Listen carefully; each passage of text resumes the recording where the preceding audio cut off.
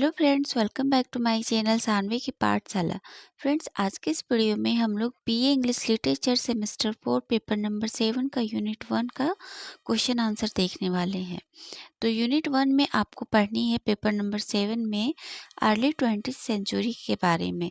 मतलब in literature in England early 20th century मतलब modern time period पढ़ते ही लिटरेचर में क्या क्या इनोवेशंस हुए, ठीक है, कौन कौन से इन्फ्लुएंसेस हुए, कौन कौन से लिटरेरी मूवमेंट्स टेक्निक्स एंड कौन कौन से ऑथर्स आए, उनके बारे में आपको पढ़नी है। ठीक है, तो चलिए सबसे पहले हम लोग सिलेबस की ओर चलते हैं ताकि आप कंफर्म हो जाए कि आप कौन सा पेपर का कौन सा टॉपिक आप पढ़ रहे हो आज की इस वीडियो में। तो चलिए सिलेबस देखते हैं। सो फ्रेंड्स, ये है हमारा सिलेबस। तो सिलेबस में आपको आज पढ़नी है सेमेस्टर 4 का पेपर नंबर 7। ओके, जैसा कि आप यहाँ पे देख सकते हो स्क्रीन पे। तो पेपर नंबर 7 में यूनिट 1 में आपको पढ़नी है history of English literature of the early 20th century from 1900 to 1950। मतलब 1900 लेके 1950 के बीच में कौन कौन से लिटरेचर में इनोवेशंस आए, ठीक है, in England with significant influences, कौन कौन से इन्फ्लुएंसेस हुए, कौन कौन से मूवमेंट्स आए along with important individual authors and their works. तो इसमें आपको पूरी डिटेल पढ़नी है।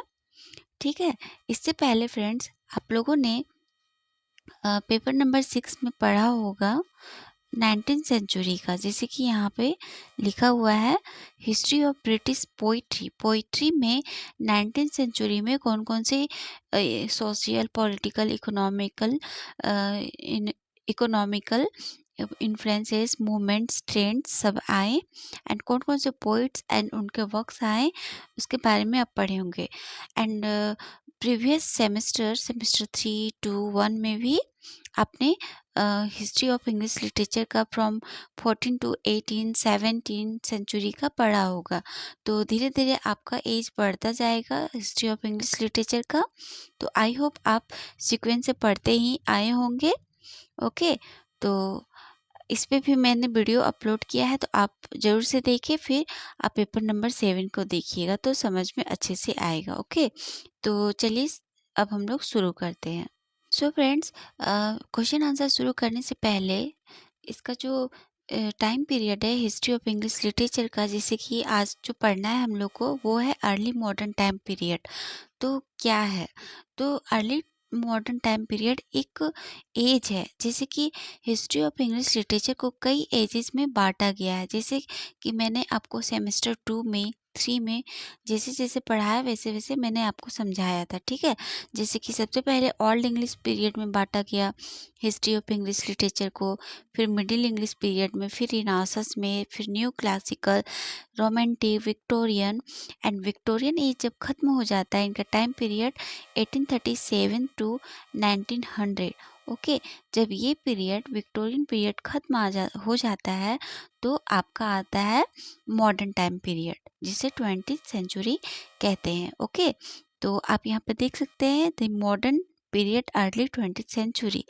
तो जैसे ही मॉडर्न टाइम पीरियड पड़ता है विक्टोरियन पीरियड के ख़त्म होते ही, तो उसमें क्या क्या innovation and influences movements literary techniques use किए ऑथर्स ने, उसके बारे में आपको पढ़नी है।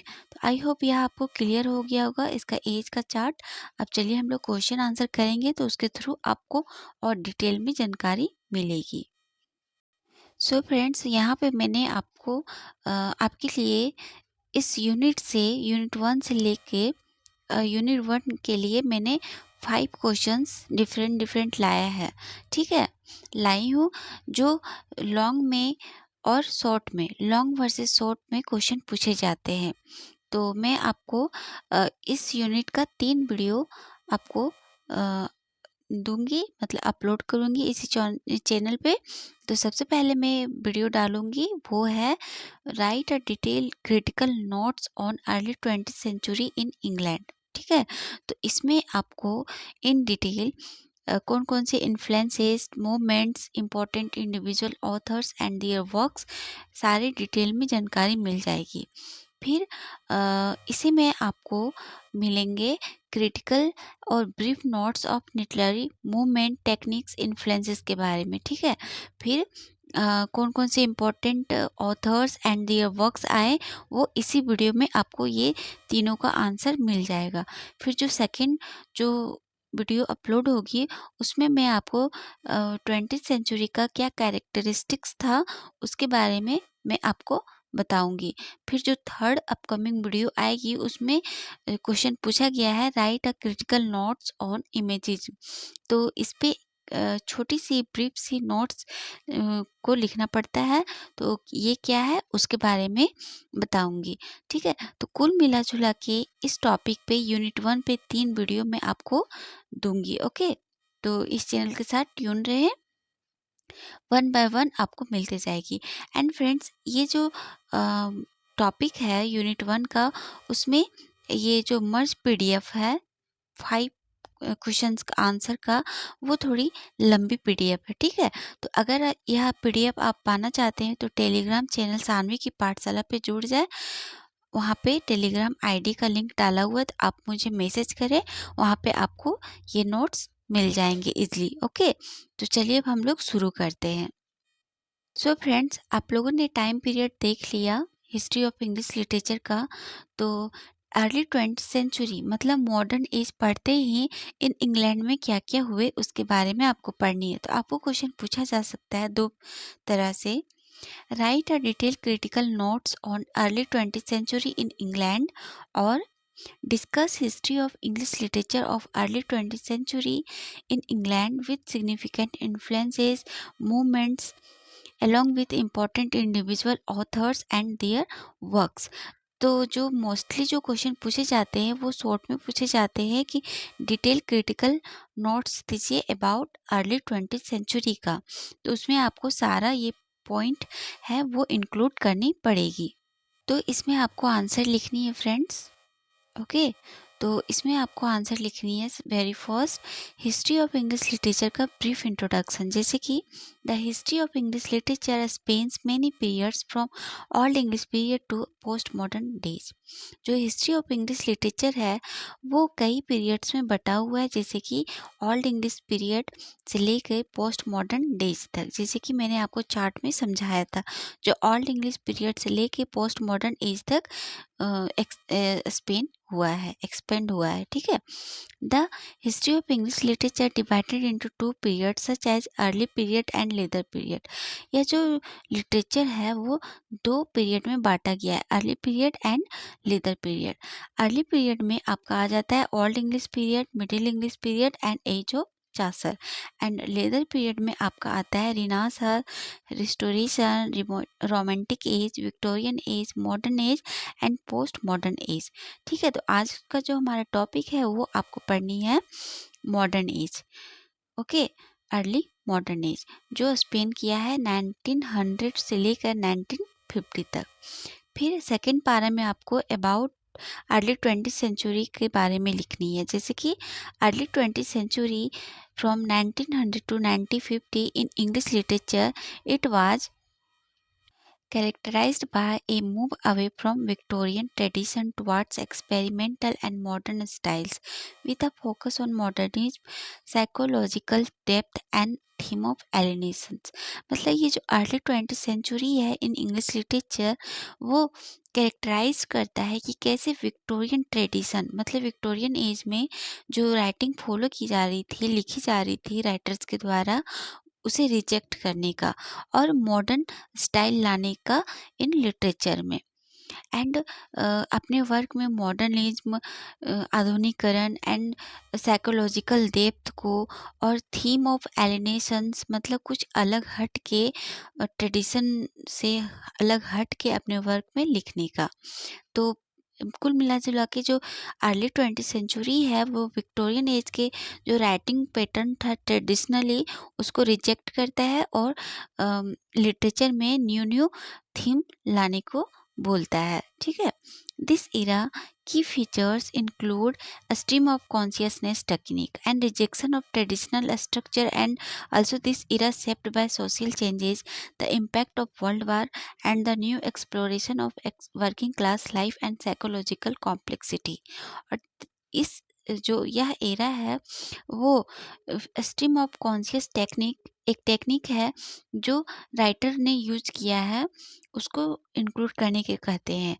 और ये बोलते हैं कि जो विक्टोरियन ट्रेडिशन था, राइटिंग पैटर्न था उनका लिखने का, उसे रिजेक्ट करनी चाहिए। और जो सोशल चेंजेस था, जो सोसाइटी में जो चल रही थी उस पे बेस्ड जो वर्क लिखे जा रहे थे, उसको चेंज करने को इन्होंने कहा। और बोला कि वर्ल्ड वार में जो इम्पैक्ट हुआ, जो ट्रामा लोगों के माइंड में हुआ, उसके बारे में लिखनी चाहिए। वर्किंग क्लास के लाइफ के बारे में लिखनी चाहिए। एंड एक्सप्लोर करना चाहिए कि किस तरह से साइकोलॉजिकल कॉम्प्लेक्सिटी लोगों के अंदर मन में, उनके माइंड में बढ़ रही है, तो उन पे बेस्ड वर्क को लिखा जाना चाहिए। तो आई होप आपको यहाँ तक क्लियर होगा। इन शॉर्ट मैं आपको बताती हूँ, जो मॉडर्न टाइम पीरियड है, अर्ली मॉडर्न टाइम पीरियड, वो ट्रेडिशनली राइटिंग को रिजेक्ट करती थी। मतलब विक्टोरियन एज में जो राइटिंग पैटर्न था राइटर्स का, उसको रिजेक्ट करती है। और ये बोलती है कि लिटरेचर को एक नए तरीके से लिखनी चाहिए, उसे स्ट्रीम ऑफ कॉन्शियसनेस टेक्निक। मतलब जब एक राइटर लिखता है अपने वर्क, तो अब एक फ्लो में रहता है, मतलब उसके माइंड में जो आ रहा है वो लिखते जाता है। तो उस टेक्निक को यूज करनी चाहिए, ना कि ट्रेडिशनली यूज करनी चाहिए। और वर्ल्ड वार के कारण जो ड्रामा सीन क्रिएट हुए हैं, उसके बारे में अपने वर्क में एक्सप्लोर करनी चाहिए। लोगों की जो कंडीशन है वर्किंग क्लास लाइफ की, एंड उनके जो साइकोलॉजिकल मन में क्या चल रहा है, उसकी कॉम्प्लेक्सिटी को लिटरेचर में एक्सप्लोर करनी चाहिए। ना कि विक्टोरियन एज में इंडस्ट्री से जुड़े हुए जो ट्रेडिशनली लिखावट थी उसे यूज करनी चाहिए, बल्कि अलग अलग थीम का यूज करनी चाहिए। ओके, थीम ऑफ एलिनेशंस का। तो आई होप आपको क्लियर होगा। फिर आपको लिखनी है जो था कौन कौन से influences, tradition, movements, literary technique use हुए, उसके बारे में लिखनी है। ठीक है, तो आपको लिखनी है, in early 20th century in literature there were many literary movements, techniques and influences were emerged which is given below। मतलब इन 20th century in लिटरेचर बहुत सारे literary movements, techniques, influences emerged हुए, जो कि नीचे दिए गए हैं। तो वेरी फर्स्ट इन्फ्लुएंसेस देखते हैं। इन्फ्लुएंसेस क्या है फ्रेंड्स? मतलब प्रभाव। जैसे कि अर्ली मॉडर्न टाइम पीरियड में 20th सेंचुरी में वर्ल्ड वार फर्स्ट हुआ, ठीक है, एंड सेकंड भी हुआ। तो उस वर्ल्ड वार के कारण कौन कौन से इन्फ्लुएंसेस हुए, कौन कौन से प्रभाव सोसाइटी में हुए, और उस प्रभाव, उस ट्रॉमा के कारण राइटर ने किस तरह से अपने वर्क को लिखा, उसके बारे में आपको बतानी है। तो इस अर्ली 20th सेंचुरी के कारण जो इन्फ्लुएंसेस हुए, उसमें कई major philosophical, scientific and psychological theories के थिंकर्स आए, मतलब राइटर्स आए, जैसे कि सिगमंड फ्रेड, फ्रेडरिक से चार्ल्स डार्विन। ओके, चार्ल्स यहाँ पे करेक्शन कर लीजिएगा, Charles Darwin heavily influenced writers. मतलब अर्ली 20th सेंचुरी के कारण जो सोसाइटी में इन्फ्लुएंस हुआ, उसके कारण बहुत सारे राइटर्स आए और अपने साइकोलॉजिकल थिंकिंग के से कई वर्क्स लिखे based on modern society. Okay, फिर जो दूसरा इन्फ्लुएंस हुआ वो world war first and second का हुआ, क्योंकि world war first and second ने लोगों के बीच ऐसा ड्रामा क्रिएट कर दिया था, इतना डरावना भयानक क्रिएट कर दिया था, जिसके कारण लोग तो इम्पेक्ट हुए थे, साथ में जो राइटर थे वो एक सोल्डर भी थे। मतलब जो सोल्डर थे वो राइटिंग का भी काम करते थे। तो जब वो world war first and second face किए, तो उन्होंने अपने दर्द को बयां किया कि किस तरह से वर्ल्ड वार में जो सोल्जर्स हैं वो मारे गए। ठीक है, तो the chaos of World War First and World War Second profoundly impacted the writers of this period, leading a more unsettling and disruptive tone in much of their work. मतलब वर्ल्ड वॉर फर्स्ट इन्फ्लुएंस के कारण, प्रभावित होने के कारण, इस incident होने के कारण इन इंग्लैंड जो राइटर्स हैं उनके माइंड में ज़्यादा इम्पैक्ट पड़ा और वो अपने वर्क में बताए कि किस तरह से वर्ल्ड वार में जो सोल्जर्स हैं वो मारे गए। तो उस टोन को, डिस्ट्रप्टिव टोन को अपने वर्क में उन्होंने यूज किया। ठीक है, फिर आगे है psycho analysis. This theories this new theories psychoanalysis, especially Freud's influenced the development of technique like stream of conscious to explore the inner working of the mind। मतलब इन अर्ली 20th सेंचुरी में एक theory emerge हुई psycho analysis, मतलब मनोवैज्ञानिक। मतलब लोग हैं वो अपने मन से मतलब उनके माइंड में जो आ रहा था उसी पे बेस अपने वर्क को लिख रहे थे। उन्होंने एक टेक्निक का यूज़ किया, स्ट्रीम ऑफ कॉन्शियसनेस। मतलब इस टेक्निक में क्या होता है, जैसे कि एक राइटर है वो अपना एक वर्क लिख रहा है, तो वर्क लिखने के दौरान उसके माइंड में जो आ रहा है वही अपने वर्क में भी उतार दे रहा है। तो एक फ्लो ऑफ थॉट होता है जो एक्सप्लोर करता है उसके इनर वर्किंग ऑफ माइंड का। तो इस टेक्निक का यूज इस टाइम पीरियड में ज़्यादा किया गया। फिर जो नेक्स्ट इन्फ्लुएंस हुए वो हुआ था इंडस्ट्रियलाइजेशन का, मतलब इंडस्ट्री का। इन विक्टोरियन टाइम पीरियड जो वर्क लिखे जा रहे थे वो बेस्ड ऑन इंडस्ट्री पे, चाइल्ड लेबर पे लिखे जा रहे थे। तो ये है ये पीरियड वो रेपिड चेंज करता है इस ट्रेडिशन को, इस इंडस्ट्रियलाइजेशन को। ओके, तो इस इन्फ्लुएंस में ये बोलते हैं, मतलब कहा गया है, the rapid change is brought about by industrialisation lead to theme of alienation and a focus on the individual in the modern mechanized world। मतलब in early 20th century industry को ये चेंज कर देते हैं। मतलब जिस तरह से राइटर इंडस्ट्री बेस्ड अपने वर्क को, चाइल्ड लेबर बेस्ड अपने वर्क को लिख रहे थे, उसको ये रिजेक्ट करके वो अपने वर्क में अलग ही बदलाव लाके थीम को, मतलब थीम ऑफ एलिनेशन का यूज करते हैं और फोकस करते हैं कि प्रत्येक व्यक्ति, इंडिविजुअल व्यक्ति, जो मॉडर्न व्यक्ति है वो अपने मैकेनाइज्ड वर्ल्ड में क्या सोचता है, क्या उसका विचार है, उस पर बेस्ड ये वर्क लिखते हैं। तो इंडस्ट्रियलाइजेशन एक मेजर इन्फ्लुएंस रहा इस टाइम पीरियड का। फिर दूसरा जो नेक्स्ट जो सोशल अपीवल हुआ, मतलब इन्फ्लुएंस हुआ, वो है सोशल अपीवल, मतलब सामाजिक क्रांति का।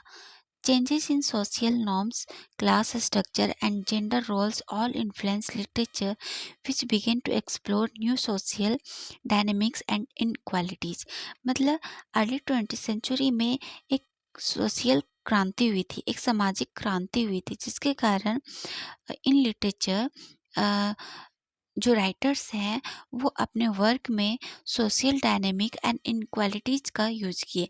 मतलब वो दिखाएं कि किस तरह से जो सोसाइटी में इनक्वालिटीज, लोगों के बीच भेदभाव हो रहा है, जेंडर को लेके, क्लास को लेके, उनके सोशल नॉर्म्स को लेके, उसको इन्होंने अपने वर्क में एक्सप्लोर किया है।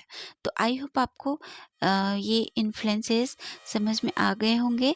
तो मैं फिर से रिकॉल करवा देती हूँ। जो पहला इन्फ्लुएंसेस हुआ उसके कारण कई मेजर फिलोसोफर, साइंटिफिक जो राइटर थे वो इन्फ्लुएंस्ड हुए और अपने वर्क को लिखा। दूसरा जो हुआ वो वर्ल्ड वार का हुआ प्रभावित। वर्ल्ड वार से प्रभावित होके कई राइटर्स ने डिफरेंट डिफरेंट वर्क्स लिखे। एंड जो नेक्स्ट जो प्रभाव हुआ वो साइको एनालिसिस का। मतलब जो राइटर हैं वो एक अलग ही टेक्निक का यूज करके अपने वर्क को लिखने लगे। फिर जो नेक्स्ट हुआ वो इंडस्ट्रियलाइजेशन का। मतलब ये इंडस्ट्री से बेस्ड जो चाइल्ड लेबर था, लेबर सिस्टम था, उसको रिजेक्ट करके ये इंडिविजुअल पर बेस्ड अलग अलग थीम ऑफ एलिनेशन का यूज करके अपने वर्क में लिखने लगे। एंड एक सोशल क्रांति हुई इस टाइम पीरियड में इसके प्रभाव के कारण। तो इसमें कई राइटर्स ने सोसाइटी में जो इनक्वालिटीज, क्लास स्ट्रक्चर, क्लास पे बेस्ड जो मैनिपुलेशंस होता था, उसके बारे में इनक्वालिटीज को अपने वर्क में दिखाया है। तो आई होप यह कोटेशन आपको समझ में आ गया होगा। तो आपको ठीक इसी तरह से लिखनी है कोटेशन दे दे के। अब चलिए हम लोग देखते हैं मूवमेंट्स, कौन कौन से मूवमेंट्स आए इन अर्ली 20th सेंचुरी में। तो वेरी फर्स्ट जो मूवमेंट आया वो है मॉडर्निज्म का। तो पहले मैं आपको मूवमेंट्स बताती हूँ। मूवमेंट्स क्या होता है फ्रेंड्स? आंदोलन। जैसे कि भारत की स्वतंत्रता जब हुई थी, भारत जब आज़ाद होने वाला था, तो उससे पहले कई आंदोलन लाए, जैसे कि दांडी यात्रा आया, ठीक है, और कई सारे आंदोलन आए एटसेट्रा। तो उसी प्रकार से इन इंग्लैंड जब अर्ली 20th सेंचुरी आई, तो कई सारे इन लिटरेचर में मूवमेंट्स आए, आंदोलन आए। जैसे कि पहले जो आंदोलन आया इन लिटरेचर वो मॉडर्निज्म का, मतलब लिटरेचर में आधुनिकीकरण का। This was a broad movement that rejected traditional Victorian forms and sought to reinvent culture and art, influencing literature, painting and architecture। मतलब इस आंदोलन में, आधुनिक मॉडर्निज्म आंदोलन में जो राइटर्स हैं वो रिजेक्ट किए पूरी तरह से विक्टोरियन फॉर्म्स को, जो ट्रेडिशनल पर बेस्ड था, और ये अपने लिटरेचर में री इन्वेंट किए कल्चर एंड आर्ट को, एंड पेंटिंग को, एंड आर्किटेक्चर को। तो यह एक वन ऑफ द मोमेंट था इन अर्ली 20th सेंचुरी में लिटरेचर का। फिर जो दूसरा मोमेंट था वो क्यूबिज्म का। तो ये क्या है? तो ये एक 20th सेंचुरी आर्ट मूवमेंट है जो ब्रोक करता है ऑब्जेक्ट को into geometric forms and depicted them for multiple view points to represent them in a greater context. मतलब इसमें, इस मूवमेंट में जो राइटर हैं वो ज्योमेट्रिक फॉर्म्स को, मतलब जो एक तरह से मिला जुला के अपने वर्क को लिखते थे, उसको ये तोड़ता है और ये बोलता है कि यह मोमेंट कि जो राइटर है वो अपने मल्टीपल व्यू पॉइंट से अपने वर्क को लिखे, ताकि वो जो वर्क वो लिखे वो एक ग्रेटर कॉन्टेक्स्ट में हो। तो ये जो क्यूबिज्म है वो मल्टीपल व्यू पॉइंट्स को प्रेजेंट करता है एक वर्क में जो राइटर्स के द्वारा लिखा गया। फिर जो तीसरा आंदोलन आया इन लिटरेचर वो है फ्यूचरिज्म का, influenced by cubism. Cubism movement से ये इन्फ्लुएंस था यह आंदोलन। This movement celebrated technology, speed and dynamism, often fusing the past and present in a single work. मतलब यह जो आंदोलन है इसमें राइटर हैं वो अपने वर्क में टेक्नोलॉजी, डायनेमिज्म को यूज किया और वो फोकस किया पास्ट एंड प्रेजेंट को एक सिंगल वर्क में। मतलब एक ही सिंगल वर्क में वो पास्ट एंड प्रेजेंट को इन्होंने दिखाया। ओके। फिर जो नेक्स्ट मोमेंट आया वो है इमेजिज्म का। This poetic movement rejected against romanticism, advocating for clear, sharp images and precise language। मतलब इमेजिज्म क्या है फ्रेंड्स? इमेजिज्म रोमांटिक एज में जिस तरह से William Wordsworth, S T Coleridge ने नेचर को इमेजिन कर करके अपने वर्क में लिखा, उसको ये रिजेक्ट करते हैं। बल्कि ये बोलते हैं कि एक वर्क को clear, sharp image and precise language में लिखना चाहिए। जैसे कि इन्होंने एक वर्क लिखा है एजरा पाउंड ने कि इन अ स्टेशन ऑफ मेट्रो। तो स्टेशन ऑफ मेट्रो के बारे में इन्होंने 2 ही लाइन के पोएम में सारा लिख डाला। ठीक है। तो इस मूवमेंट के जो की फिगर्स थे वो है Ezra Pound, T E Hulme and others. Okay. तो आई होप मूवमेंट से भी जो कोटेशन है वो आपको समझ में आया होगा। Again I I will repeat, मैं फिर से रिपीट करूँगी। ओके। मॉडर्निज्म मूवमेंट आया, फिर क्यूबिज्म मूवमेंट आया, फ्यूचरिज्म मूवमेंट आया एंड इमेजिज्म मूवमेंट आया। ठीक है, तो आप अच्छे से देख लीजिएगा। ओके, फिर चलिए अब नेक्स्ट हम लोग देखते हैं लिटरेरी टेक्निक्स। ये कौन कौन से लिटरेरी टेक्निक्स आए इस अर्ली 20th सेंचुरी में। ओके, तो आई होप आपको यहाँ तक समझ में आया होगा। And friends, sorry for pronunciations में अगर कहीं गलत बोली होंगी तो। ओके, तो अब चलिए देखते हैं लिटरेरी टेक्निक्स का कौन कौन से लिटरेरी टेक्निक्स आए इस टाइम पीरियड में। तो सबसे पहले जो लिटरेरी टेक्निक्स क्या होता है उसको पहले देखते हैं। तो लिटरेचर को लिखने के लिए अलग अलग टेक्निक्स का यूज किया गया, जैसे कि स्ट्रीम ऑफ कॉन्शियस टेक्निक का, एरेनी एंड सिम्बोलिज्म एटसेट्रा। तो ये क्या टेक्निक था लिटरेचर को लिखने का, वो देखिए। तो सबसे पहले जो टेक्निक यूज हुआ इस अर्ली 20th सेंचुरी में वो हुआ स्ट्रीम ऑफ कॉन्शियसनेस टेक्निक का। तो ये क्या है? It is a narrative technique that attempts to represent the continuous flow of characters, thoughts and feelings. मतलब यह एक नरेटिव टेक्निक है किसी भी वर्क को लिखने का, जो कंटिन्यू फ्लो होता है एक कैरेक्टर्स के थॉट्स एंड फीलिंग्स का। मतलब as I already told you कि जैसे कि कोई एक राइटर है, वो कोई वर्क लिख रहे हैं तो एक फ्लो में लिखते हैं, उनके माइंड में जो आता है वो लिखते ही चले जाते हैं।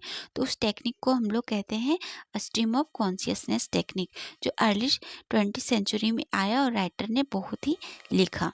ओके, इस टेक्निक से। फिर दूसरा जो आया वो है आयरनी एंड सिंबोलिज्म का। आयरनी मतलब जो दिखता है वो नहीं, ओके, मतलब फॉल्स।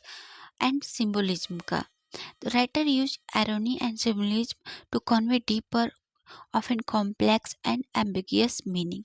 मतलब आयरनी, आयरनी एक तरह से सटायर ही होता है फ्रेंड्स, मतलब डबल मीनिंग, कहने का उसका कुछ और ही मीनिंग और सोचने का कुछ और ही मीनिंग होता है। ठीक है, तो यह जो टेक्निक है एरेनी, वो राइटर ने यूज किया ताकि जो वो वर्क लिखे वो ambiguous and complex meaning they readers को।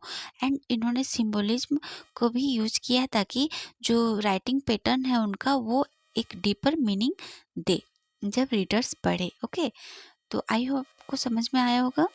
अब जो तीसरा टेक्निक आया वो है focus on inner life, a shift from focusing on internal events to the external events to the internal psychological experience of individuals.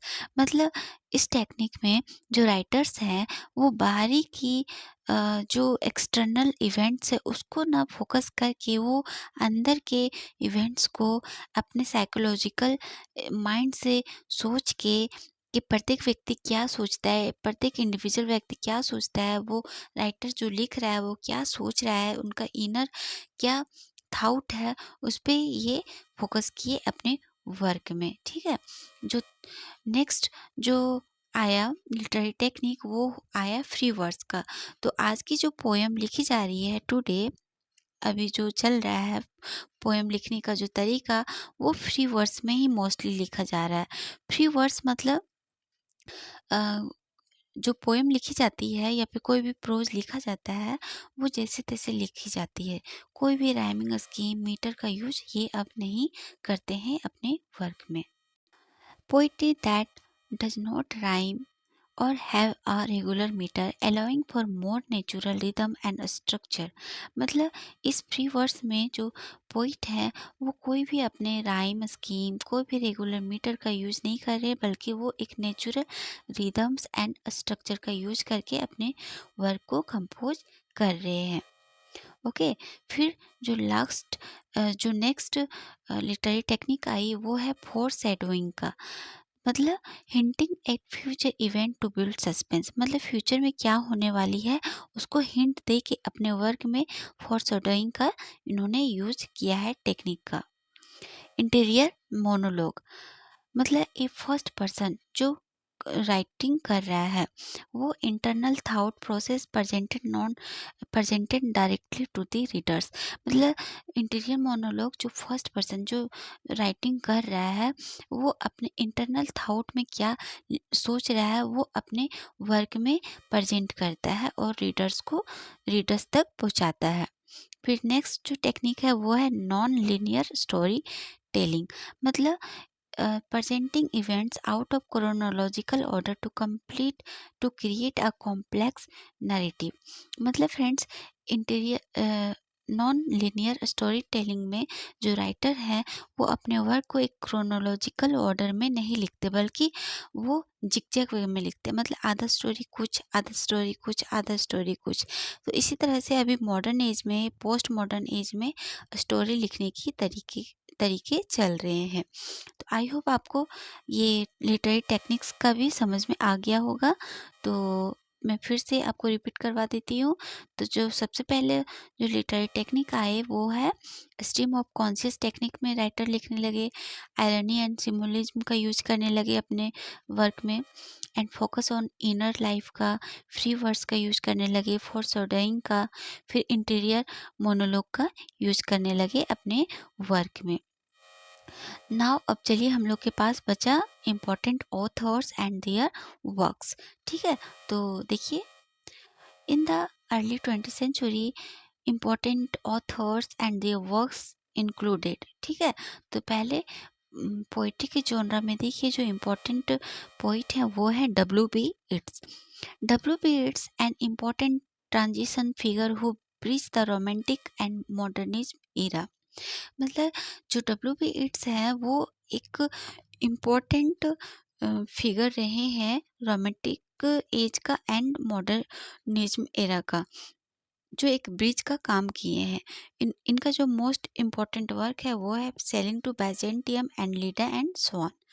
ठीक है, तो आपको ज़्यादा नहीं लिखनी है, बस ब्रीफ में लिखनी है इम्पोर्टेंट राइटर। फिर सेकंड जो पोइट है वो है T.S. इलियट, एक की फिगर इन मॉडर्निज्म का ये की फिगर थे, जो जाने जाते थे अपने best poem the waste land से। फिर जो तीसरा है वो है विल्फ्रेड ओवेन, जो वार पोइट्री के लिए फेमस थे। इन्होंने a poet known for his powerful and disturbing war poetry such Dulce et Decorum est. मतलब ये जो पोइट है वो जाने जाते थे अपने डिस्टर्बिंग वार पोइट्री से, क्योंकि इन्होंने वार पे बेस्ड बहुत सारे पोएम लिखे, जिनमें से इनका dulls et Decorum east famous वार पोइट्री है। ठीक है, अब चलिए फिक्शन के जोनरा में देखते हैं। फिक्शन के जोनरा मतलब नॉवल के जोनरा में जो राइटर है वो है James Joyce, an Irish modernist. ये एक आयरिश मॉडर्निस्ट पोइट राइटर थे, central to the moment, known for his experimental work like Ulysses. और यूलिसिस इनका मोस्ट इम्पोर्टेंट वर्क है। ठीक है, okay, Ulysses, okay, James Joyce. फिर जो नेक्स्ट नॉवेलिस्ट है वो है D.H. लॉरेंस। ये एक मॉडर्निस्ट राइटर थे who explore the psychological and sexual dimensions of modern life in his novel. मतलब ये जो D.H. लॉरेंस है वो एक मॉडर्निस्ट राइटर थे जो एक्सप्लोर किए हैं अपने वर्क में सेक्सुअल डायमेंशंस को एंड साइकोलॉजिकल को इन मॉडर्न लाइफ। मतलब ये अपने वर्क में मोस्टली ये सेक्सुअल डायमेंशन, मतलब इनका जो वर्क था वो सेक्सुअली पे बेस्ड था, सेक्स पे बेस्ड था। ठीक है, जैसे कि इन्होंने वर्क अपना लिखा था लेडी चैटरलीज लवर, जो बैन कर दिया गया था क्योंकि इसमें फुल ऑफ सेक्स से भरा हुआ कंटेंट था। ओके, तो इसे बैन कर दिया गया। सन एंड लवर्स, इसमें इन्होंने ऑडिपस कॉम्प्लेक्स का यूज किया है। फिर जो तीसरा नॉवेलिस्ट है वो है वर्जीनिया वुल्फ, एक की figure who use a stream of consciousness techniques to explore the inner life of her character in his novel like Mrs Dalloway. मतलब वर्जीनिया वुल्फ है, उन्होंने एक स्ट्रीम ऑफ कॉन्शियसनेस टेक्निक, क्या है मैंने आपको पहले ही बता दिया, इस टेक्निक का भरपूर यूज किया है और एक्सप्लोर किया है कि वो अपनी inner life of her character, मतलब अपने कैरेक्टर को मिसेस डॉलोवे के कैरेक्टर से कंपेयर करके बताया है। ठीक है, फिर जो नेक्स्ट है वो है जोसेफ कर्नाड। तो जोसेफ कर्नाड एक ब्रिटिश मॉडर्निस्ट पोइट हैं, नॉवेलिस्ट हैं, जो एक्सप्लोर करते हैं कॉम्प्लेक्स मोरल साइकोलॉजिकल थीम्स को अपने वर्क में। इनका जो वर्क है वो है Lord Jim heart of darkness darkness etcetera. अब चलिए प्रोज मतलब नॉन फिक्शन के जॉनरा में देखते हैं। तो वेरी फर्स्ट है राइटर, वो है GK. Chesterton. Okay, a prolific writer known for his essays, critique, and detective story, often focusing on social and philosophical themes. His works, The Everlasting Man, Orthodoxies, etc. मतलब जो GK. Chesterton है वो एक prolific writer है जो अपने ऐसे critic and detective stories से फेमस थे, जो फोकस करते थे सोशल एंड फिलोसफिकल थीम्स को अपने वर्क में। इनका जो वर्क है जो वो है the ever lasting man and Orthodoxy etcetera. फिर सेकंड जो है वो है वर्जीनिया वुल्फ। वर्जीनिया वुल्फ एक नॉवेलिस्ट, अच्छी नॉवेलिस्ट होने के साथ साथ एक प्रोज राइटर भी अच्छी थी, ठीक है। She was a famous for her novel. She also wrote significant non fiction works including the essay in a room of one's own which explore the condition of necessary for women to write। मतलब जो ये writer है Virginia wolf, वो इन्होंने एक fiction work लिखा था, non fiction work a room of one's own. इसमें इन्होंने एक वीमेन के कंडीशन को बताया है कि अगर एक वीमेन को एक रूम दे दिया जाए तो वो किस तरह से इंडिपेंडेंस होके वो अपने लिए कुछ लिख पाएगी, ठीक है। तो यह वर्क है वो बहुत ही इम्पोर्टेंट इनका प्रोज वर्क है। फिर नेक्स्ट है जॉन रस्किन। जॉन रस्किन एक art critic and social thinker थे, जिन्होंने अपने वर्क में आर्ट एंड सोसाइटी के बारे में लिखा। इनका एक वर्क है the stone of Venice and unto this last. Okay, फिर नेक्स्ट है वो है जॉन मेनार्ड किन्स, जिसको शॉर्ट में हम लोग कहते हैं जॉन किन्स। ओके, यह एक इकोनॉमिस्ट थे जिन्होंने पब्लिश किया the general theory of employment, interest and money in 1936, जो एक रेवोल्यूशंस था इकोनॉमिक थॉट पे। ओके, तो आई होप आपको समझ में आ गया होगा इस प्रोज जॉनरा में कौन कौन से राइटर थे। ओके, फिर ड्रामा के जॉनरा में देखिए टी.एस. एलियट। टी.एस. एलियट ने पोइट्री लिखा है, एसेस लिखा है, ड्रामा लिखा है, बहुत सारे इन्होंने राइटिंग की है। तो इन ड्रामा ये पॉपुलर थे अपने वर्क के लिए, murder in cathedral and cocktail party के लिए, ठीक है। और ये अपने ड्रामा को पोइटिक ड्रामा में लिखते थे, मतलब ये ऐसा ड्रामा लिखते थे जैसे कि गाने के फॉर्म में हो, पोइट्री के फॉर्म में हो। तो ये पोइटिक ड्रामा के लिए बहुत ही ज़्यादा फेमस थे। फिर जो नेक्स्ट जो ड्रामेटिस्ट है वो है जी.बी. शो। ओके, तो जिनका फुल नेम है जो George Bernard Shaw. He was a revolutionary Irish dramatist known for using his plays as a platform for social and political commentary, often through witty dialogue and intellectual debate rather than conflict। मतलब friends ये GB. Show है वो एक Irish dramatist थे। इन्होंने अपने work में social and political commentary का यूज किया है रेदर देन कॉन्फ्लिक्ट का। इनका जो वर्क है वो है पिग्मेलियन मैन एंड सुपरमैन। फिर जो तीसरा है वो है बर्टोल्ट ब्रेचेट। बर्टोल्ट ब्रेचेट अपने इपिक थिएटर के लिए फेमस थे। वो और सारे जो ड्रामा का फॉर्म था ट्रेडिशनली उससे ये अलग थे। इन्होंने इपिक थिएटर से अपने वर्क को एक नया थियोरेटिकल रिफॉर्म दिया था। इनके जो वर्क है the three Penney opera, mother courage and her children, the good person of Sichuan etcetera. तो बहुत ही इजी लैंग्वेज में आप जब नोट्स पढ़ोगे तो आप खुद समझ में आपको खुद से समझ में आ जाएगा। फिर नेक्स्ट है वो है यूजिन ओनिल, जो एक अमेरिकन ड्रामेटिस्ट थे। इन्होंने बहुत सारे नोबेल प्राइज 3 बार इनको नवाजा गया, ठीक है, अपने प्लेज के कारण। एंड इनके जो वर्क है beyond the horizon, strange interlude and Anna Christie etcetera. Okay, तो आई होप आपको समझ में आ गया होगा। ये मैं फिर से आपको बता देती हूँ। लिटरेरी टेक्निक आपने देख लिया, फिर जो ऑथर्स एंड दियर वर्क्स है वो पोइट्री के जॉनरा में देखा, फिक्शन के जॉनरा में देखा, प्रोज के जॉनरा में देखा, फिर ड्रामा के जॉनरा में देखा। ओके, फिर आपको लिखनी है कंक्लूजन। ओके, तो कंक्लूजन में आपको लिखनी है दस इस प्रकार इन the early 20th century concludes with the Victorian era towards ending that were often ambiguous, fragmented and psychological complex। तो इस तरह से जो अर्ली 20th century है वो कंक्लूड्स करता है विक्टोरियन ट्रेडिशन को रिजेक्ट करके और लिटरेचर को ambiguous, fragmented and psychological complex के बेस्ड पे लिखने का। ठीक है, तो आई होप आपको समझ में आया होगा।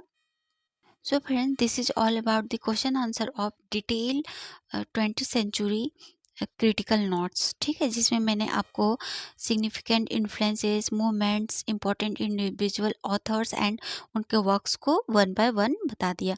अब मैं यहाँ पे आपको बताती हूँ कि अगर आपको ये क्वेश्चन नंबर 2 पूछ दिया जाए, right a critical notes on literary movements, technique and influences of early 20th century in England, तो आपको लिखनी है फर्स्ट पारा सेम, सेकंड पारा सेम एंड सेकंड का आंसर आप यहाँ पे देख सकते हो। यहाँ पे मैंने मार्क कर दिया है सेकंड का आंसर। ओके, तो इन्फ्लुएंसेस आपको यहाँ तक लिखनी है एंड लिटरेरी टेक्निक आपको यूज करनी है, लिखनी है।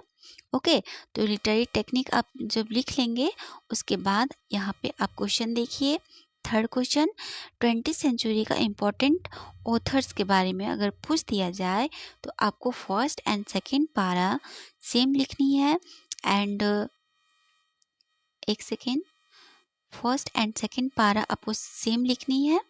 वंस अगेन, हाँ, फर्स्ट एंड सेकंड पारा सेम लिखनी है। फिर आपको लिखनी है फ्रेंड्स थर्ड का आंसर, जैसे कि यहाँ पे important authors and their works, तो आपको ये सारी लिखनी होगी। Okay, prose, drama, non fiction, fiction का जॉनरा में कौन कौन से राइटर्स आए उनके बारे में सब लिखनी है।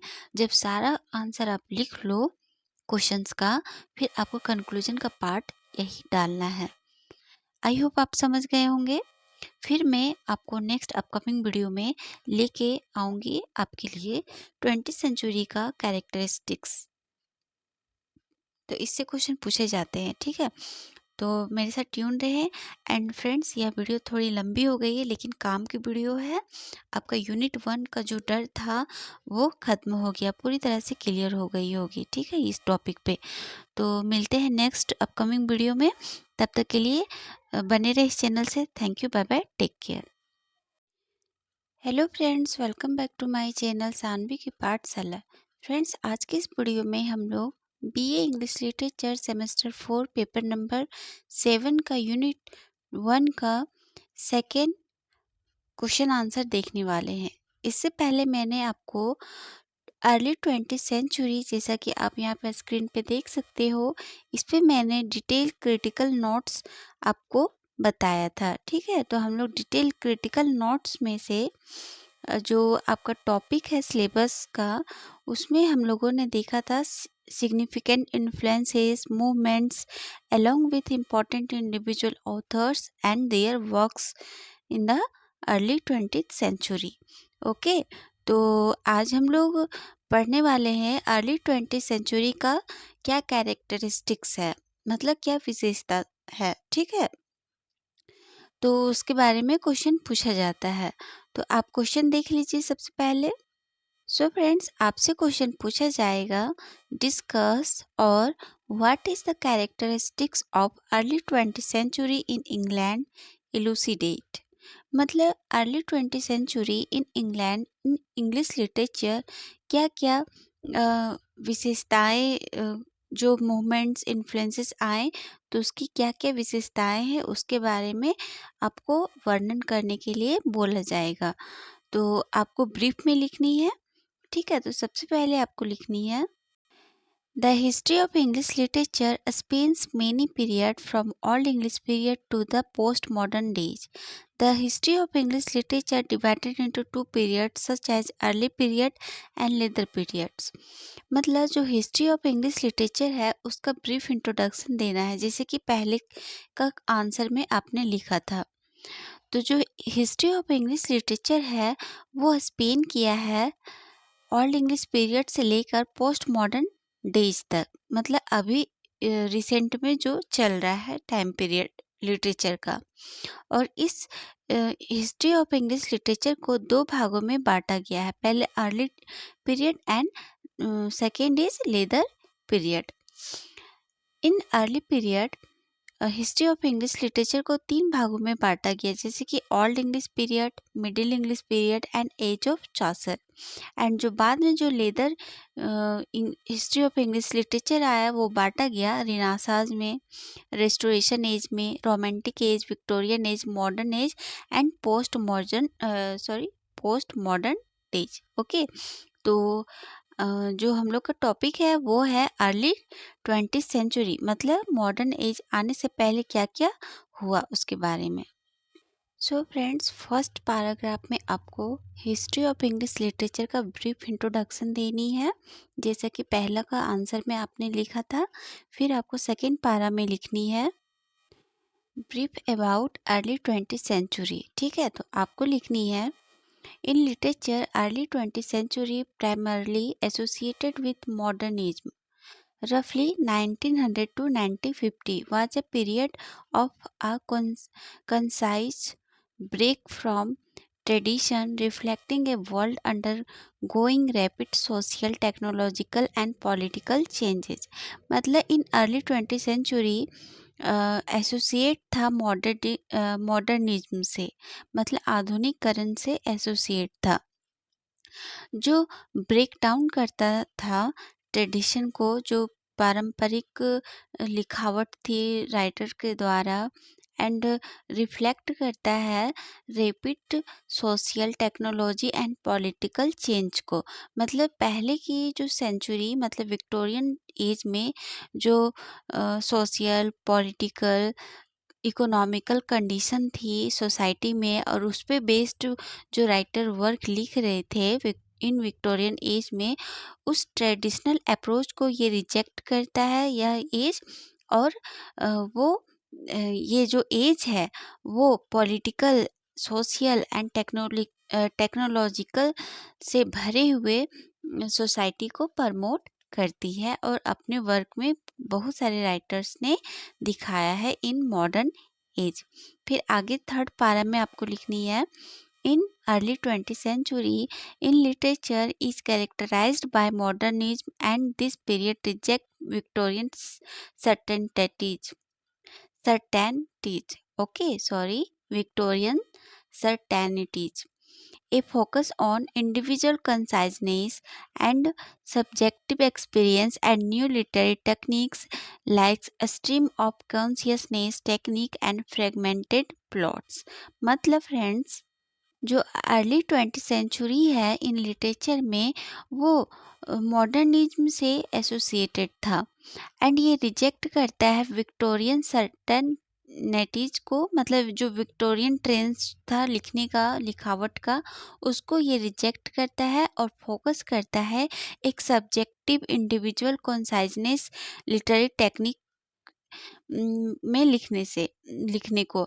और ये एक लिटरेरी टेक्निक का यूज करते हैं stream of consciousness narrative techniques को एंड फ्रेगमेंटेड प्लॉट्स को।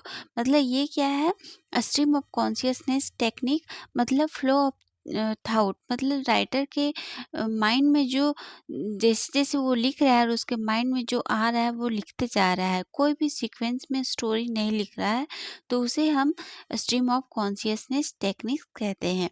एंड फ्रेगमेंटेड मतलब जहाँ तहाँ से स्टोरी लिखा गया हो, कोई भी सीक्वेंस में ना हो, तो इसे ये एज है जो प्रमोट करता है, राइटर्स अपने वर्क में लिखते हैं। फिर आगे आपको लिखना है हेयर, यहाँ some key characteristics of early 20th century which is given below.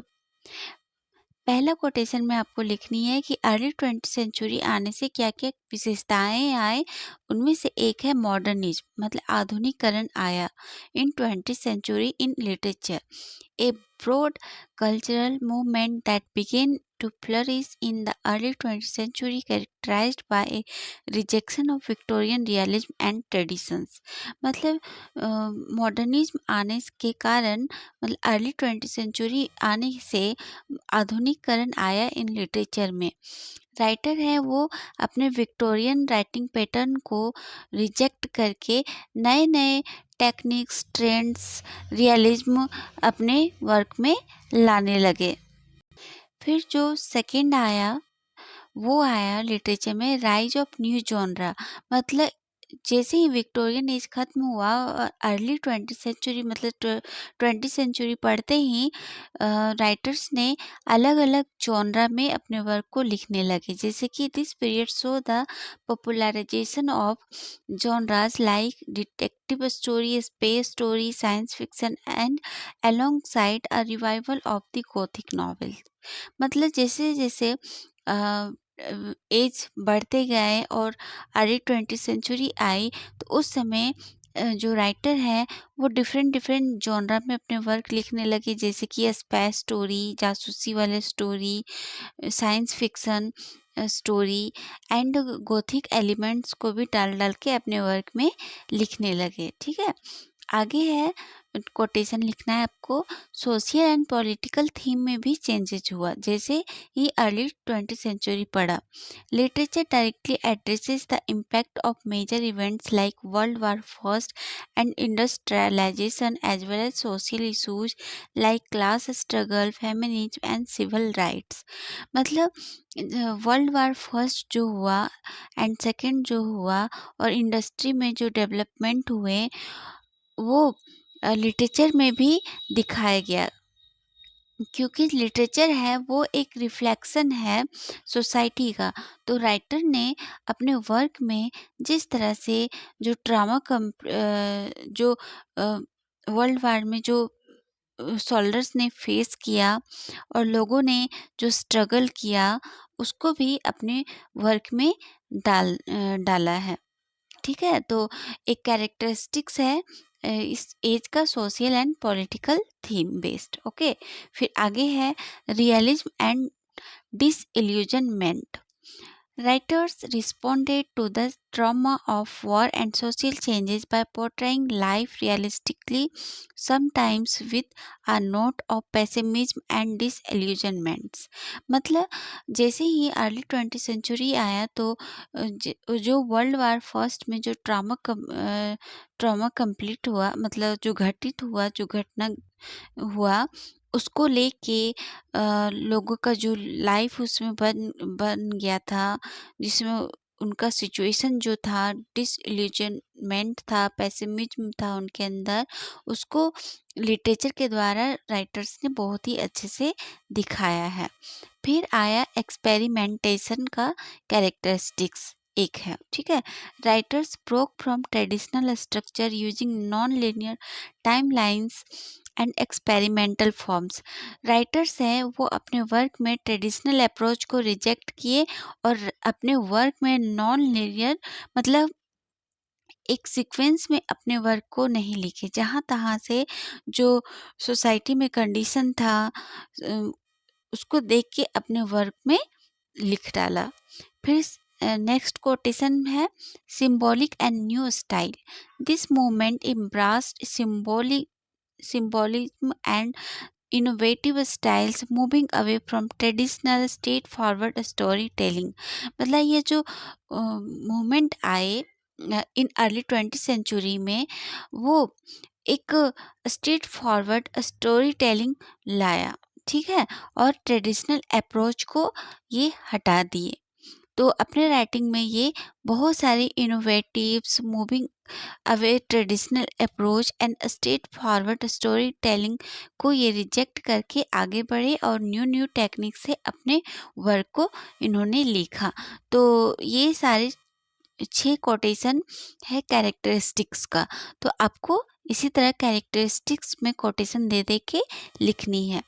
फिर आपको लास्ट में लिखनी है दज। इस प्रकार the early 20th century concludes by shift from traditional form to modernism and beyond the emergence new movements that fundamentally shifted literary forms and themes to reflect a world uh, upended by rapid technology advancement, societal change and world war. इस प्रकार जो early 20th century है वो concludes करता है कि किस तरह से ये एज है वो ट्रेडिशनल अप्रोच से शिफ्ट होके मॉडर्निज्म में पहुंचा और नए नए मूवमेंट्स को ये इमर्ज किए और अपने लिटरेरी वर्क में यूज़ किए। ठीक है, और साथ में ये technological advancement and societal change and world war का क्या इम्पैक्ट पड़ा उसके बारे में भी अपने वर्क में इन्होंने दर्शाया है। So this is all about the question answer of early 20th century characteristics. Okay, I hope आपको समझ में आया होगा। तो फर्स्ट पैराग्राफ आपको हिस्ट्री ऑफ इंग्लिश लिटरेचर का ब्रीफ देना है, फिर सेकेंड पैरा में आपको यहाँ से लिखनी है। ओके, तो आई होप आपको समझ में आ गया होगा। अगर नहीं समझ में आया तो कमेंट सेक्शन में ज़रूर से लिखें एंड वीडियो पसंद आए तो लाइक शेयर एंड सब्सक्राइब जरूर से करें। एंड फ्रेंड्स, यह जो पीडीएफ है वो आपको टेलीग्राम चैनल सानवी की पाठशाला, जिसका आईडी लिंक आईडी इस वीडियो के डिस्क्रिप्शन में डाला हुआ है, तो आप वहाँ पे मैसेज करें, आपको ईजिली यह नोट्स मिल जाएंगे बहुत ही मिनिमम प्राइस में। ओके, तो अब नेक्स्ट वीडियो में मैं आपके लिए लेके आऊँगी एक और क्वेश्चन आंसर बच गया है, write a critical notes on imagism. तो इस पे क्रिटिकल नोट्स पूछे जाते हैं। यह एक टर्म है, लिटरेरी टर्म है, क्या है उसके बारे में हम लोग नेक्स्ट अपकमिंग वीडियो में देखेंगे। सो मिलते हैं नेक्स्ट वीडियो में, तब तक के लिए thank you, bye bye, take care. Hello friends, welcome back to my channel Sanvi की पाठशाला। फ्रेंड्स, आज की इस वीडियो में हम लोग BA English literature semester 4 paper number 7 का यूनिट 1 का क्वेश्चन नंबर 5 का करने वाले हैं क्वेश्चन आंसर। ठीक है, जैसा कि आप यहाँ पे देख सकते हो question, right a critical note on imagism. तो इससे पहले मैंने ये 4 जो क्वेश्चन आंसर है उस पर मैंने इसी चैनल पे ऑलरेडी वीडियो अपलोड कर दिया है, तो अगर आप नहीं देखे हैं तो आप ज़रूर से देखिए, फिर इस वीडियो को देखिएगा। ओके, क्योंकि सेमेस्टर एग्ज़ाम में पूछे जाते हैं। तो चलिए देखते हैं। तो फ्रेंड्स, आपके एग्ज़ाम में पूछा जाएगा क्वेश्चन, व्हाट इज इमेजिज्म और राइट अ क्रिटिकल और ब्रीफ नोट ऑन इमेजिज्म। मतलब ये जो इमेजिज्म वर्ड आप देख रहे हैं एक एक टर्म है, लिटरेरी टर्म है।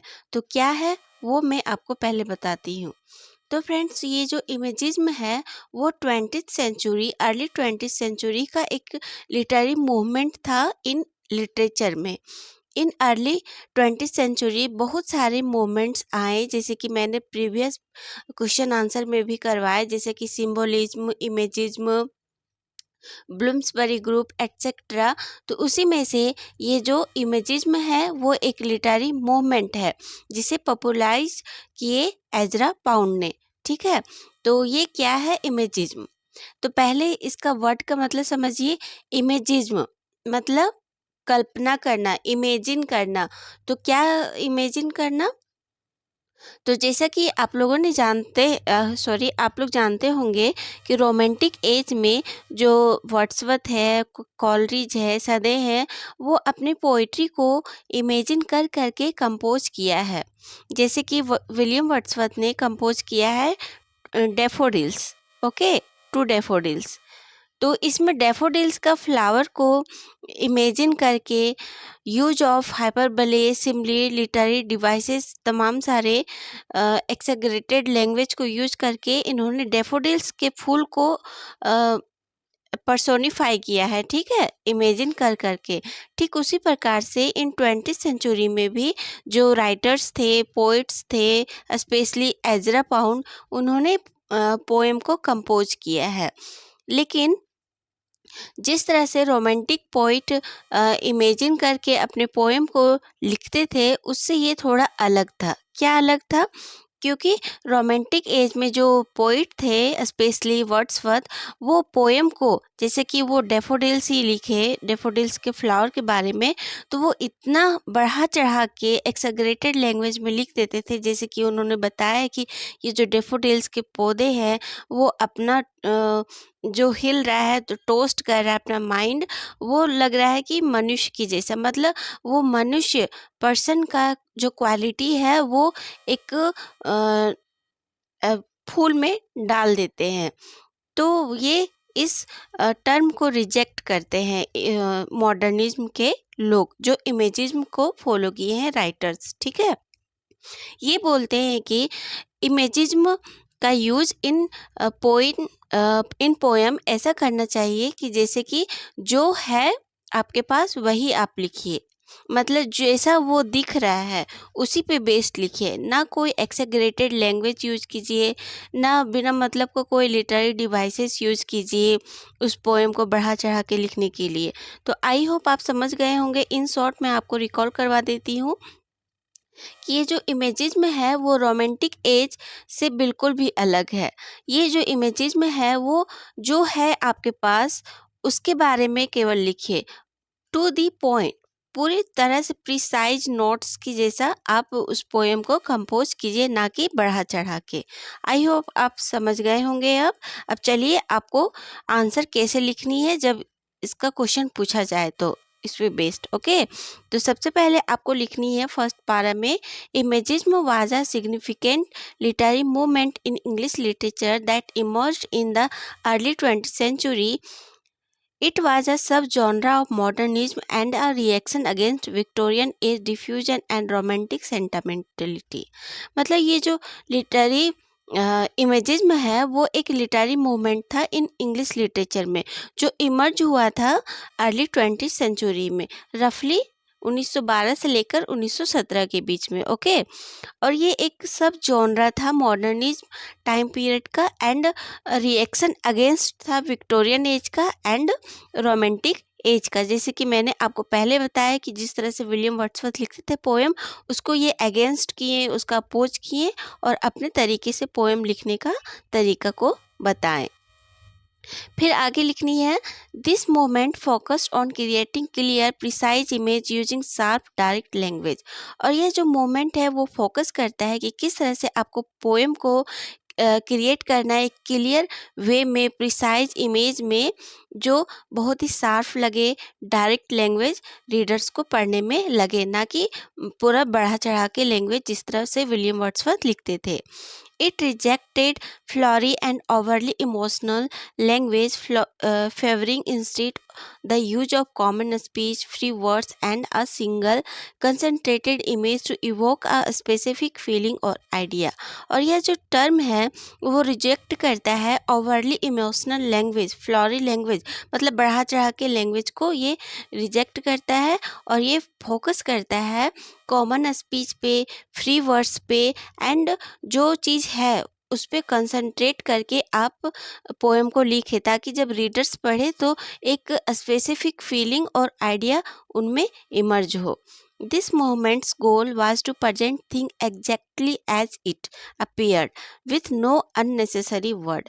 और यह जो मूवमेंट का गोल है वो बताता है कि जो थिंग है आपके पास जिस पे आप बेस्ड पोएम लिख रहे हैं उसको एग्जैक्टली लिखे, जो वो अपीयर्ड है, जैसा वो दिख रहा है, ना कि कोई भी फालतू की चीज़, फालतू की वर्ड उसमें आप यूज करें। फिर आगे आपको लिखनी है, हेयर सम की पॉइंट्स और characteristics which present the qualities of this movement. तो यहाँ पे आपको इसका कुछ क्वालिटीज लिखनी है ताकि आपका आंसर लंबा हो। ओके, तो ये सबसे पहले बोलता है मूवमेंट्स, मतलब इस मूवमेंट्स में है focus on the image. The primary goal was to present a clear vivid image whether subjective और objective.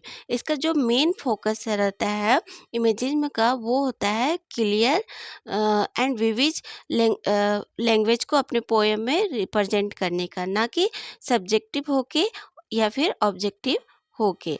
Okay, concise and direct language. Second point में लिखनी है आपको, poet use simple common language and precise diction to avoid ambiguous. मतलब अपने poem में ऐसा आप यूज करें लैंग्वेज जो बहुत ही सिंपल कॉमन हो, प्रिसाइज हो, ना कि कोई एम्बिगियस मतलब बढ़ा चढ़ा के ताकि रीडर्स को समझ में ना आए, वैसा आप पोएम को नहीं लिखिए, बल्कि आप एक concise way and direct language में अपने पोएम को लिखिए। Free words and new rhythm, अपने पोएम में free words and new rhythm का यूज कीजिए, जैसे कि images move away from traditional poetic forms and metres to create new rhythm based on the cadence of natural speech. मतलब अपने poem में आप ऐसा इमेज को क्रिएट करें जो बहुत ही नेचुरल स्पीच दे, ना कि ट्रेडिशनल वे में लिखे। मतलब इस कोटेशन का मतलब है कि आप अपने पोएम को एकदम फ्री वर्ड्स में लिखें, ना ही कोई ब्लैंक वर्ड्स का यूज करें, ना ही कोई राइम का यूज करें, जो है उसको आप लिख के फ्री वर्ड्स में लिखें। ठीक है, आगे है so don't tell, instead of explaining or interpreting the poems aim to represent the image itself to convey meaning। मतलब इसमें इस पॉइंट में ये बता रहा है कि आप जो पोएम लिख रहे हैं वो है जो उसको लिखिए एज इट इट। ओके, मतलब जो है उसको लिखिए, उसको शो अप नहीं कीजिए, बल्कि जो है उसको आप लिखे, बढ़ा चढ़ा कर यूज नहीं करें। Okay, direct treatment, focus on a single image or subject, whether subjective or objective, without excessive explanation or emotional interpretation। मतलब डायरेक्ट ट्रीटमेंट, मतलब अपने पोएम को जब आप लिख रहे हैं तो एकदम सब्जेक्टिव होके या फिर ऑब्जेक्टिव होके ही लिखे, एक सिंगल इमेज पे बेस्ड लिखे। जैसे कि एजरा पॉन्ड ने एक पोएम लिखा है on the station of metro, उसमें 2 लाइन का ही स्टांजा है, लेकिन उस 2 लाइन का स्टांजा में पोएम को वो पूरी मीनिंग दे दिए हैं। तो उस ठीक उसी प्रकार ये बोल रहे हैं, इस मोमेंट में बोला जाता है, इस मोमेंट में है कि आप अपने पोएम को एकदम प्रिसाइज कंसाइज वे में लिखें, कोई भी इमोशनल ड्रामा, कोई भी इमोशनल इंटरप्रिटेशन ना दे। ओके, फिर आगे है economical language, use only words that are essential to the presentation, rejecting abstract और डेकोरेटिव लैंग्वेज। मतलब आप अपने पोएम में एक ऐसा वर्ड का यूज करें जो इसेंशियल हो, ना कि कोई भी बढ़ा चढ़ा के डेकोरेटिव लैंग्वेज आप यूज कर दिए ताकि पोएम का शो अप हो, जैसे कि विलियम वर्ड्सवर्थ करते थे। ओके, तो ये हो गया आपका इमेजिज्म से रिलेटेड क्वेश्चन आंसर। अब इसमें जो इस मूवमेंट से जो राइटर्स जुड़े हैं उसके बारे में आपको लिखनी है, जैसे कि इस इमेजिज्म मूवमेंट से जो राइटर जुड़े हैं वो पहले हैं इजरा पाउंड, जिनका आप पिक्चर यहाँ पे देख सकते हो। ये है इजरा पाउंड जो इस मूवमेंट के फाउंडर हैं। टी.ई. हुल्मे जो इस टर्म को कॉइन किए हैं। फिर Hilda Doolittle, Richard Aldington, Amy Lowell, Ford Madox Ford, F S. Flint, William Carlos William etcetera. Okay, तो ये सारे की फिगर्स है इस मूवमेंट का, तो आप प्लीज़ याद कीजिएगा और क्वेश्चन आंसर में भी आप लिख दीजिएगा। ठीक है, एंड ये जो क्वेश्चन है आपको ऑब्जेक्टिव क्वेश्चन में भी काम आएगा, या फिर 1 सेंटेंस में, या फिर फर्दर आप यूजीसी नेट का एग्ज़ाम दोगे तो उसमें भी ये क्वेश्चन भी आई है। ओके, तो this is all about the question answer of imagism. तो ये यूनिट 1 का क्वेश्चन आंसर आपका सारा कंप्लीट हो जाता है। तो मैंने इंडिविजुअली वीडियो भी अपलोड किया है और साथ में सभी को मर्ज करके मैं एक मैराथन टाइप का वीडियो भी अपलोड कर दूंगी वेरी सुन। ओके, तो आपको जो सुविधा लगे वो आप देख लीजिएगा। एंड ये नोट्स अगर आप पाना चाहते हैं तो टेलीग्राम चैनल, जिसका लिंक इस वीडियो के डिस्क्रिप्शन में डाला हुआ है, आप वहाँ पे जाएं और मैसेज करें, आपको ज़रूर से ये नोट्स बहुत ही मिनिमम प्राइस में आपको दे दिए जाएंगे। ओके, और बीए सेमेस्टर 4 से रिलेटेड और भी कोई नोट्स चाहिए आपको पेपर का, तो वो भी आपको मिल जाएंगे बहुत ही आसानी से। तो मैसेज ज़रूर से कीजिएगा। So thank you, bye bye, take care.